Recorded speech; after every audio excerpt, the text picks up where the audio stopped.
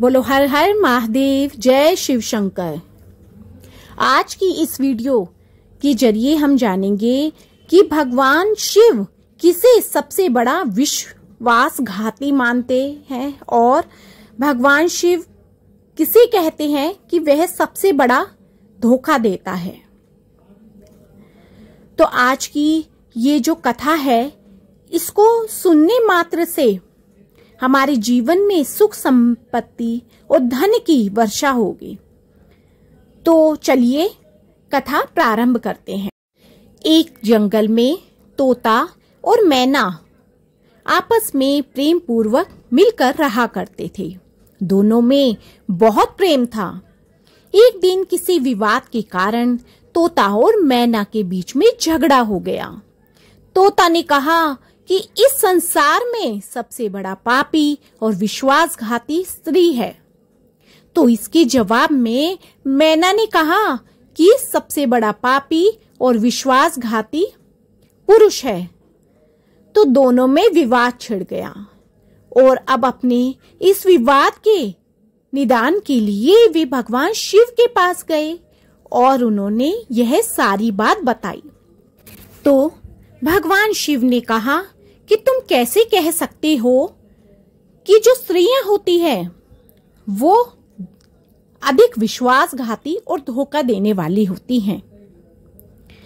तो अपनी कथा को आगे बढ़ाते हुए तोते ने भगवान शिव को कहा कि मैं आपको इससे संबंधित एक कहानी सुनाना चाहता हूं, जिससे सबको यह साबित होगा कि स्त्री पुरुषों की अपेक्षा ज्यादा पापी और विश्वासघाती होती है।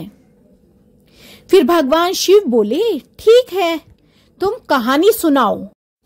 इतने में वहां पर माँ पार्वती भी आ जाती है और कहती है, मुझे भी यह कहानी सुननी है, मैं भी सुनना चाहती हूँ। तब भगवान शिव कहते हैं, ठीक है, बैठो। फिर तोता भगवान शिव और माता पार्वती के सामने कहानी सुनाने लगता है। एक राज्य में अग्रसेन नाम का राजा राज्य करता था। उसके पास 4 बेटे थे, जो सभी बहुत ही बहादुर और प्रतापी थे। लेकिन सबसे बड़ा बेटा, जिसका नाम चंद्रसेन था, वह ना केवल प्रतापी बल्कि बहुत ही सुंदर भी था। उसकी पत्नी चंद्रप्रभा भी बहुत सुंदर और रूपवान थी।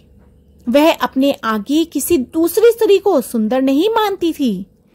एक दिन राजा अग्रसेन के बेटे चंद्रसेन को उसकी किसी बात पर नाराज होकर राज्य से निकाल देने का आदेश दिया। राजा का यह आदेश सुनकर वह चिंतित हो गया। फिर चंद्रसेन अपने महल में गया और उदास हो गया। उधर चंद्रसेन को उदास देखकर उसकी पत्नी ने पूछा, प्राणनाथ, आप उदास क्यों हैं? आप इतना मुरझाए हुए क्यों हैं? राजकुमार होकर भी आप इतने चिंतित क्यों हैं? तब चंद्रसेन सोचने लगा कि मैंने बहुत बुरा किया है और अपनी सारी बात अपनी पत्नी को उसने बता डाली। उसी समय उसकी पत्नी मूर्छित हो गई। फिर दासों ने चंद्रप्रभा पर पानी का छिड़काव किया। तब जाकर वह होश में आई। अब होश में आकर चंद्रप्रभा ने अपने पति राजकुमार चंद्रसेन से कहा कि आप मुझे दासी पर छोड़कर प्रदेश चले जाइए, तो मैं आपके बिना कैसे जी पाऊंगी? मैं भी आपके साथ ही चलूंगी। तब राजकुमार चंद्रसेन कहता है, तुम मेरे साथ कैसे चल सकती हो, क्योंकि दूसरे राज्य में अनेक प्रकार के संकट होते हैं और तुम नरम नाजुक महलों में रहने वाली, महलों के बिना ये कष्ट कैसे बर्दाश्त कर पाओगी? फिर राजकुमार चंद्रसेन की बात को सुनकर रानी चंद्रप्रभा कहती है कि प्रीतम, जितने भी दुख दूसरे राज्य में आएंगे वह सब हमारे साथ होते हुए सुख से भी अधिक सुखमय लगेंगे और महल के सुख भी आपके बिना जंगल के दुखों से अधिक डरावने लगेंगे। इसलिए मैं तो आपके साथ ही चलूंगी। अब तोता कहता है, प्रभु, रानी चंद्रप्रभा की आंखों में आंसू देखकर चंद्रसेन ने मन में सोचा कि वह तो मेरे बिना नहीं रह सकती, इसलिए मुझे इसको तड़पते हुए छोड़कर चलना सही नहीं होगा। इन सभी बातों को सोचते हुए राजकुमार चंद्रसेन अपनी पत्नी चंद्रप्रभा से कहते हैं, तुम उदास ना हो, हम तुम्हें साथ लेकर जाएंगे। इस बात से चंद्रप्रभा खुश हो जाती है और अपने पति के साथ जाने की तैयारी करती है। अगली सुबह वे राज्य से बाहर निकलकर एक जंगल में पहुंचते हैं। चलते चलते थक जाते हैं। फिर वे एक बरगद के वृक्ष के नीचे विश्राम करने लगते हैं। वे बहुत थक गए थे। ठंडी हवा के झोंकों से उन्हें तुरंत नींद आ गई, परंतु कुछ देर बाद ही वहीं एक सांप ने रानी को काट लिया। फिर तोता कहता है कि हे प्रभु, आगे सुनिए। सांप के डसते ही रानी तड़पने लगी और चंद्रसेन की आंखें खुल गई। तो रानी को तड़पता हुआ देखकर और सांप को जाता हुआ देखकर चंद्रसेन बेचैन हो गया। फिर कुछ देर बाद रानी की मृत्यु हो गई। इस प्रकार मृतक रानी को देखकर चंद्रसेन ऊंचे स्वर में रुदन करने लगा। उसका रोना धोना सुनकर जंगल के जीव जंतु उसे खाने के लिए वहां आ गए। फिर चंद्रसेन ने मन में सोचा, अब जीवन संगनी ही मर गई तो मैं भी जीवित रहकर क्या करूंगा और इसी जंगल में अपने प्राण त्याग दूंगा। ऐसा मन में सोचता है। फिर वो रानी की लाश के पास से उठ जाता है और जंगल से लकड़ियां इकट्ठी करने लगता है और रोक रोक कर रानी की चिता में जलकर मर जाऊंगा, यह कहता है। बस उस समय स्वर्ग से एक देवदूत आता है और उसे रोता हुआ देखकर उसके मन में दया आ जाती है। वह राजकुमार चंद्रसेन के पास जाता है और पूछता है कि तुम क्यों रो रहे हो, आखिरकार तुम्हारा दुख क्या है। तो राजकुमार चंद्रसेन देवदूत से कहता है कि मेरे पास अपना दुख कहने की शक्ति नहीं है। मुझे चाहिए कि यह धरती फट जाए और मैं उसमें समा जाऊं। फिर देवदूत ने कहा, तुम मुझे अपना हाल कहो, शायद मैं तुम्हारी कुछ मदद कर सकूं। फिर चंद्रसेन ने कहा, महाराज, मैं एक राजकुमार हूं और राजा अग्रसेन का पुत्र हूं। मेरे पिता ने मुझे राज्य छोड़ने के लिए कहा था, इसलिए मेरी पत्नी और मैं इस जंगल में चलते चलते यहाँ आ गए। यहाँ आकर मेरी पत्नी को सर्प ने काट लिया और उसकी मृत्यु हो गई और मैं लकड़ियां इकट्ठा कर रहा हूँ ताकि मैं अपनी पत्नी के साथ ही जलकर अपने आप को भी अग्नि के हवाले कर सकूं। चंद्रसेन की बातों को सुनकर देवदूत कहते हैं, राजकुमार, तू बड़ा मूर्ख है। यह संसार है, यहाँ इंसानों का आना जाना लगा रहता है। तू भी इसे जानता है कि संसार में कोई भी किसी के साथ नहीं आता और ना ही किसी के साथ जाता है। फिर भी तुम मूर्खों की तरह यह बात कर रहे हो। अगर तू जीवित रहेगा तो बहुत सारी रानियां तुझे मिलेगी, इसलिए मेरे कहने पर मरने का विचार छोड़ दे। इस मानव शरीर को प्राप्त करने के लिए देवता भी बेहद इच्छुक रहते हैं। तू फिर इस शरीर को नष्ट क्यों करना चाहता है?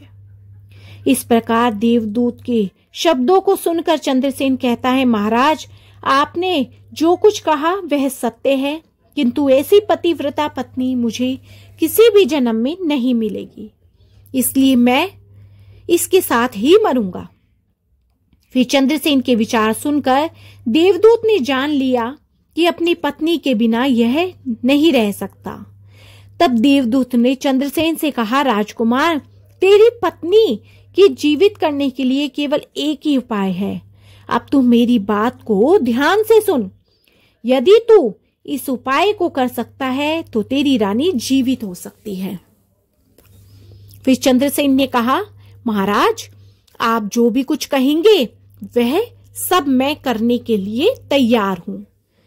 केवल आप मेरी पत्नी को जीवित कर दीजिए। तब देवदूत ने कहा, तुम्हारी रानी की आयु केवल 20 वर्ष थी। जिसने इसे बिता दिया। इसके बदले तेरी उम्र 70 वर्ष की है, जिसमें से 30 वर्ष बीत चुके हैं। तेरे जीवन काल में 40 वर्ष अभी बाकी है, यानी तुझे 40 साल अभी और जीना है। यदि तू अपनी पत्नी को आधा जीवन समर्पित कर देता है तो दोनों की आयु समान हो जाएगी। अगर तू ये बात मान ले तो रानी जल्द ही ठीक हो जाएगी। इस तरह देवदूत की बात सुनकर राजकुमार चंद्रसेन ने कहा, मुझे मान्य है।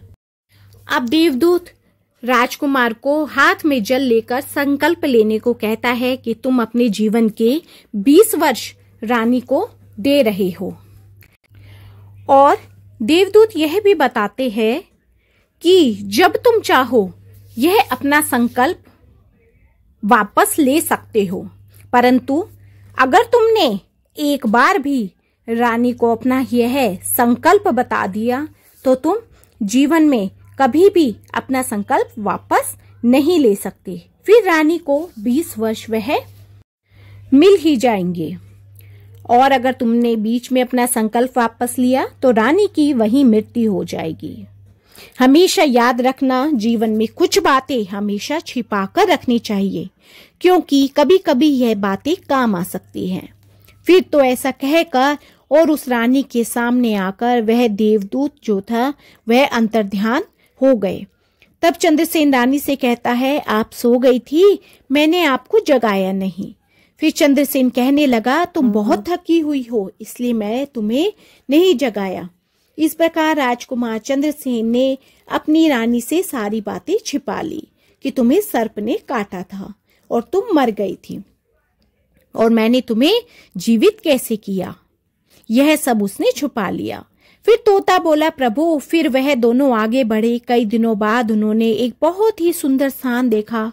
वहां पर एक फकीर की कुटिया भी थी। जहां वे पहुंच गए, वहां उन्होंने देखा कि एक सुंदर युवक फकीर हुक्का पी रहा था। वे दोनों भी बहुत थके हुए थे, इसलिए वे फकीर के पास बैठ गए। उस समय राजकुमार ने रानी से कहा, रानी, हमें प्यास लगी है, हम कुएं पर जाकर पानी पी आते हैं। अगर तुम भी प्यासी हो तो हमारे साथ चलो। तब राजकुमार की बात को सुनकर रानी ने कहा, मुझे तो प्यास नहीं लगी, आप जाइए और पानी पी आइए। इसके बाद रानी के जवाब को सुनकर राजकुमार चंद्रसेन एक लंबी रस्सी लेकर कुएं की ओर जा रहे थे। चंद्रसेन पानी पीने पहुंचे तो राजकुमारी चंद्रप्रभा उस फकीर की ओर देख रही थी। चंद्रप्रभा फकीर की सुंदरता पर मोहित हो गई, अर्थात उसे दिल दे बैठी। अब वह फकीर से कह रही थी कि फकीर साहब, आप यहाँ बहुत खुशी से रहते हैं। फकीर ने कहा, तुम भी मेरे साथ रह सकती हो, लेकिन तुम्हारे पति भी साथ में हैं, तो कैसे तुमको मैं रख सकता हूँ। इसके बाद राजकुमारी चंद्रप्रभा ने फकीर के सामने अपनी प्रेम लीला प्रकट की। तो फकीर ने कहा, मैं उपाय बताता हूँ, तुम अपने पति को जिस कुएं में पानी पीने के लिए भेज रही हो उसी कुएं में उसे धकेल दो, बाकी मैं देख लूंगा। फिर तो फकीर की बात सुनकर चंद्रप्रभा ने ठीक वैसा ही किया। अब इतनी ही देर में राजकुमार चंद्रसेन पानी पीकर रानी के पास आया तो रानी कहने लगी, मुझे भी प्यास लगी है, कुएं पर वापस चल करके मुझे भी पानी पिलाओ। तो राजकुमार चंद्रसेन बोला, मैंने तुमसे पहले ही पूछा था तो तुमने मना कर दिया था, अब कैसे प्यास लगी। तब चंद्रसेन पानी लेने चला तो रानी भी उसके साथ चल दी और कहने लगी, मैं भी आपके साथ चलती हूँ। बेचारा चंद्रसेन तो उसके प्रेम में पागल था, उसे क्या मालूम था कि वह तो उसके प्राण लेने के लिए जा रही है। अब जब राजकुमार चंद्रसेन कुएं पर जाकर पानी भरने के लिए डोल भरता है तो रानी ने अपनी पति यानी राजकुमार चंद्रसेन को धक्का देकर कुएं में गिरा देती है और खुद फकीर के साथ चली जाती है। वह फकीर रानी को अपने साथ ले जाकर एक राज्य में बस जाता है। वहां दोनों खुशी से रहने लगते हैं। फकीर ने फिर रानी को ऐसा नाचना और गाना सिखाया कि वह नृत्यांगना के रूप में मशहूर हो गई। धीरे धीरे वह राजकुमारी पूरे नगर में प्रसिद्ध हो गई। इस तरह रानी के नृत्य और गीत के कारण वह जो फकीर था वह लखपति बन गया। उसके पास लाखों रुपया आ गया। रानी भी उस फकीर के साथ मस्ती में रहने लगी। जिस समय रानी ने अपने पति चंद्रसेन को कुएं में धकेला था, तब संयोग से एक जंजीर जो कुएं में लटकी थी, उस जंजीर को राजकुमार ने पकड़ लिया था और थोड़ी देर में वहां से एक बंजारों का काफिला निकला था। जब वह बंजारों का काफिला कुएं से पानी भरने के लिए गया, तब उन्होंने चंद्रसेन को वहां पर लटका हुआ देखा और उन्होंने चंद्रसेन को बाहर निकाल लिया। फिर चंद्रसेन से बंजारों ने सारी बात पूछी। चंद्रसेन ने बहुत दुखी होकर के अपनी सारी बात उन्हें बताई। बोला कि मैं तो एक राजकुमार हूँ और मेरे पिता ने मुझे राज्य से निकाल दिया था और मेरी पत्नी ने भी मेरे साथ विश्वासघात किया, जबकि मैंने उसको अपने जीवन के 20 वर्ष दिए, तब भी उसने मेरे साथ विश्वासघात किया और मुझे मौत के कुएं में धकेल करके वह किसी सुंदर फकीर के साथ चली गई। तो इस प्रकार तोते ने सारी कहानी भगवान शिव को बताई और आगे फिर बताया कि बंजारों ने राजकुमार के सर पर हाथ फेरा और कहा कि तुम चिंता ना करो, पर स्त्रियों के चरित्र को तो भगवान भी नहीं समझ पाए तो हम कैसे समझेंगे। मनुष्य स्त्रियों के चरित्र को नहीं समझ सकता। पर उन्होंने कहा कि हम तुम्हारी सहायता करेंगे। फिर उसने कहा कि तुम चाहो तो हमारे साथ कुछ दिन रुक सकते हो। राजकुमार चंद्रसेन ने उन बंजारों के साथ रहने के लिए सहमति जताई। फिर उनकी सहायता से कुछ दिनों के बाद वह उस राज्य में पहुंचा जहां चंद्रप्रभा उस फकीर के साथ रह रही थी। उस राज्य को देख करके अब राजकुमार ने कहा बंजारों से कि मैं तो अब यहीं पर ही रहना चाहता हूँ। फिर बंजारों ने कहा ठीक है, तुम जैसा चाहो। राजकुमार अब एक व्यापारी के पास नौकरी मांगने के लिए गया। व्यापारी ने उसे नौकरी पर रख लिया। वह व्यापारी के पास बड़ी मेहनत से और प्यार से अपने कर्तव्यों का निर्वाह करने लगा। व्यापारी भी उसके काम से बहुत खुश था। वह भी उसे बहुत सम्मान देता था। उसने राजकुमार को अपने यहाँ मुनीम बना दिया और इस तरीके से राजकुमार चंद्रसेन के दिन बड़ी खुशी खुशी से गुजरने लगे। अब एक दिन नगर के राजा के यहाँ चंद्रप्रभा के नृत्य का आयोजन हुआ। राजा ने उस शहर के सभी बड़े व्यापारी और सेठों को अपने यहाँ नृत्य देखने के लिए आमंत्रित किया। जब राजकुमारी चंद्रप्रभा का नृत्य होने वाला था तो शहर के सभी व्यापारी और सेठ साहूकार राजा के यहाँ पहुंच गए। चंद्रसेन जो रानी के नृत्य और गायन की प्रशंसा सुनता था, उसने भी सोचा कि मुझे इस नृत्य को देखना चाहिए। उसने भी राजा के दरबार में सेठ के यहाँ जा करके कहा कि मुझे भी आपके साथ चलना है और उस रानी के नृत्य को देखना है। तो व्यापारी भी मान गया कि उसने राजकुमार को बोला कि ठीक है, तुम मेरे साथ चलो। अब जब राजकुमार ने उस राजकुमारी का नृत्य देखा तो उसने इनाम स्वरूप अपनी अंगूठी उतार करके चंद्रप्रभा को दे दी। अब जब चंद्रप्रभा ने राजकुमारी ने वह हीरे की अंगूठी देखी तो वह समझ गई यह अंगूठी तो मेरे राजकुमार यानी मेरे पति की है। अब वह सोचने लगी कि वह तो जीवित है और मन ही मन बहुत अधिक चिंता करने लगी कि मेरा पति तो अब यहाँ पहुंच गया है, अब वह मुझे जीवित नहीं छोड़ेगा, वह मुझे मार देगा। उसने मन में सोचा अब मैं यहाँ के राजा को एक सुरीली गाना और नृत्य सुनाऊंगी जिससे वह खुश होकर कुछ मांगने को कहेगा, तब मैं राजा के आदेश से उन्हें मरवा दूंगी। इसके बाद राजकुमारी चंद्रप्रभा ने एक सुरीला गाना और नृत्य राजा को सुनाया। रानी की इस सुंदर आवाज और नृत्य को सुनकर देखकर राजा खुश हो गए। उन्होंने चंद्रप्रभा को बोला कि बोलो क्या मांगती हो।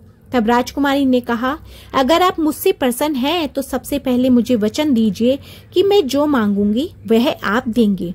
फिर चंद्रप्रभा ने कहा, इस सभा में मेरे एक चोर है, कृपया उसे फांसी की सजा दी जाए। राजा ने कहा, तुम उस चोर को मेरे सामने लाओ। रानी ने उसका हाथ पकड़ा और उसे राजा के पास ले गई। राजा ने अपने सैनिकों को आदेश दिया कि उस चोर को जल्लादों के पास ले जाओ और उस चोर को फांसी चढ़ा दो। इसी बीच चंद्रसेन का सेठ भी वहां पहुंचा। वो डर कर चंद्रसेन के पास गया और पूछा कि तुमने क्या चुराया है इस नर्तकी का, जिसके कारण वह तुझे मारना चाहती है। चंद्रसेन ने अपने मालिक से कहा कि मालिक, मैंने कुछ नहीं चुराया, बस आप इस राजा को केवल यह बता दो कि वह मेरी 2 बातें सुन ले, इससे मेरी जान बच सकेगी। अब चंद्रसेन का मालिक इसे सुनकर अपने साथी व्यापारियों और साहूकार के पास गया और सभी ने मिलकर मशवरा किया और उन्होंने कहा, मित्रों, या तो राजा न्याय करे या हम सभी इस शहर को छोड़कर और कहीं चले जाएंगे। और इस प्रकार सभी व्यापारी राजा के पास गए और कहने लगे, राजा, जो हमारा मुनीम है वह निर्दोष है, आपने उसको जो मारने का आदेश दिया है वह गलत है। पहले आप हमारी 2 बातें सुनिए, फिर भी आपको अगर लगे कि वह अपराधी है तो आप उसे फांसी दे दीजिएगा। अब राजकुमार को राजा के पास ले जाया गया और चंद्रसेन से सारी बातें पूछी गई। चंद्रसेन ने अब अपनी पूरी कहानी उस राजा को बताई और बोला कि यह जो उल्टा है वह मेरी पत्नी है। अब जब बात बिगड़ती हुई देखी तो नर्तकनी ने यानी कि राजकुमारी ने बोला कि यह मेरा पति नहीं है, मैं इसे नहीं जानती हूँ। अब राजकुमार ने कहा, ठीक है, अगर तुम मुझे नहीं जानती हो तो तब भी हमारा न्याय इसी राज्यसभा में होगा। उसने कहा, अगर तुम मुझे नहीं जानती हो तो यह जो पानी है हाथ में लो और जो मेरी वस्तु है वह तुम मुझे लौटा दो। तो रानी ने कहा, ठीक है, मैं हाथ में पानी ले लेती हूँ। अब चंद्रसेन ने कहा कि ठीक है, जो तुमने मेरी वस्तु ली है वह लौटा दो और यह पानी हाथ से छोड़ दो। अब रानी ने हाथ से वह पानी छोड़ दिया। जैसे ही रानी ने हाथ से पानी छोड़ा वैसे ही उसकी मृत्यु हो गई। अब सभा में सभी बैठे लोग हैरान हो गए। तब राजकुमार ने अपनी पूरी कहानी शुरू से सुनाई और जीवन की सब घटनाओं को खोलकर बताया और उसके देश निकाले जाने की बात बताई। राजा ने सब कुछ सुनकर चंद्रसेन को अपने गले लगा लिया और अपनी बेटी की शादी चंद्रसेन के साथ कर दी। तोता ने कहा, प्रभु, मैंने इस कहानी को सुना है, मैं तभी से स्त्रियों से घृणा करता हूँ और मैं यह कह सकता हूँ कि संसार में स्त्रियां पुरुषों से भी अधिक पापी और विश्वासघाती होती है।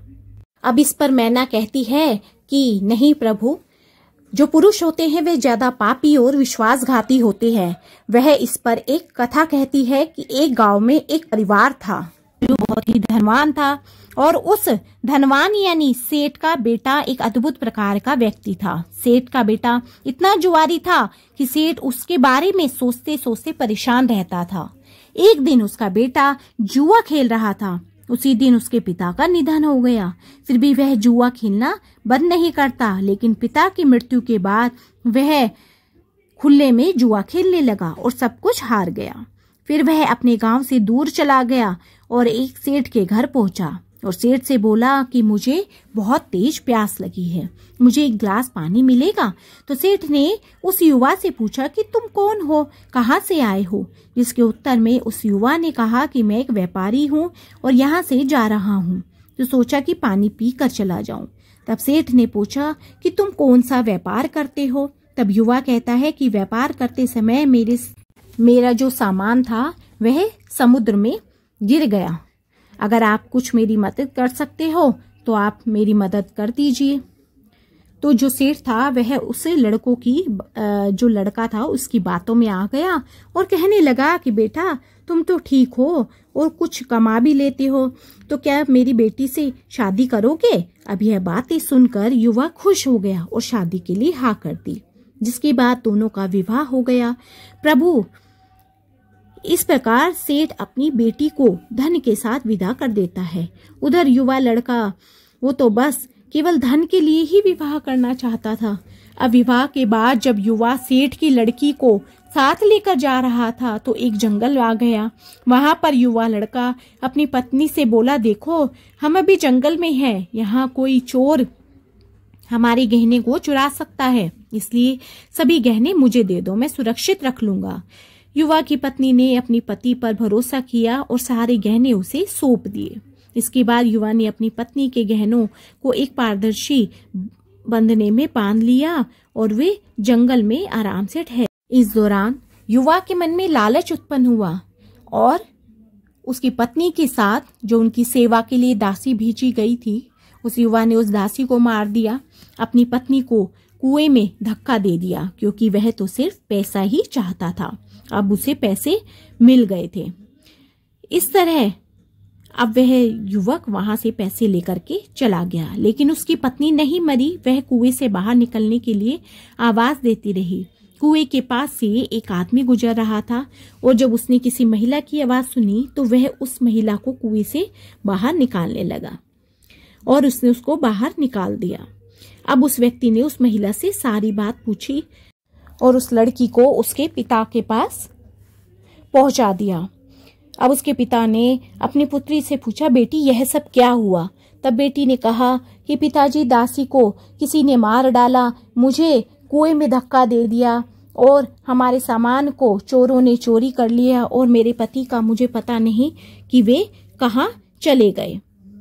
अब उसके पिता ने कहा, बेटी तुम चिंता मत करो, भगवान ही अपने आप सब कुछ ठीक करेंगे। अब पार्वती माता कहती है, प्रभु इस दुनिया में स्त्री और पुरुष दोनों ही विश्वासघाती और पापी हो सकते हैं। अब आपके हाथ में न्याय का फैसला है। मैंने भी आप कोई कहानी सुनाई है और तोते ने भी एक कहानी सुनाई है। अब आप ही न्याय करें। उसने अपनी पत्नी को मारा और सारा सामान लेकर चला गया। अब तोता और मैना की कहानी सुनकर भगवान शिव बोले, ठीक है, मैंने तुम दोनों की कहानी सुनी, परंतु कोई अगर विश्वासघाती है तो उसका कोई जाति या धर्म नहीं है कि वह स्त्री है या पुरुष है। वह इंसान की सोच और कृत्यों का परिणाम होता है। तो हमें कोई भी कर्म करने से पहले ये सोचना चाहिए कि वह कार्य सही है या गलत है। तब भगवान शिव कहते हैं कि वास्तव में इंसान की सोच उसके स्तर से नीचे आ सकती है और यही पापी और विश्वासघाती उसे बना देती है। इसमें कोई स्त्री और पुरुष की बात नहीं आती है। यह केवल उसके कर्मों और सोच पर ही निर्भर करता है। तो बोलो जय शिव शंकर। तो दोस्तों, आपको मेरी ये वीडियो पसंद आई हो तो मेरी वीडियो को ज्यादा से ज्यादा लाइक, शेयर एंड सब्सक्राइब कीजिए। बोलो हर हर महादेव, जय शिव।